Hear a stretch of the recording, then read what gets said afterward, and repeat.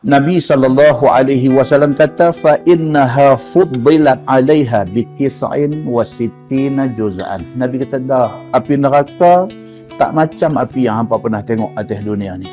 Allah akan tambah panas api yang ada atas dunia ni, api paling panas yang ada atas dunia ni, Allah akan tambah 69 kali ganda lagi.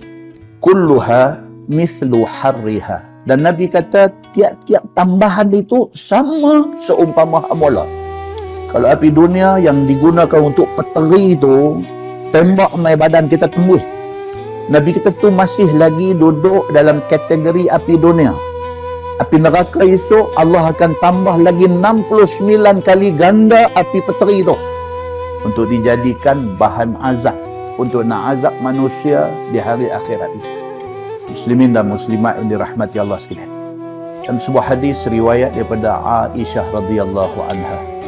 Kata Aisyah radhiyallahu anha, dia kata, aku dengar Nabi SAW bersabda, sewaktu Nabi duduk bersandar ke hati, menjelang kewafatan Nabi SAW, Nabi dengan Aisyah saja, tidak ada siapa-siapa lagi. Nabi dengan Aisyah radhiyallahu anha, Nabi bersandar kepada Aisyah dalam keadaan Nabi SAW menghadapi getir sakratul maut itu.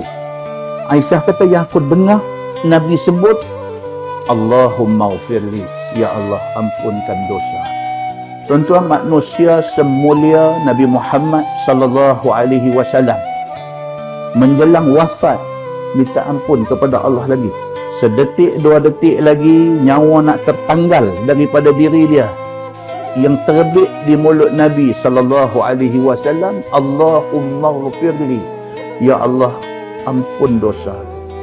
Warhamni, ya Allah kesianlah kepada. Wa alhiqni birrafiq. Ini dalam riwayat Al-Bukhari.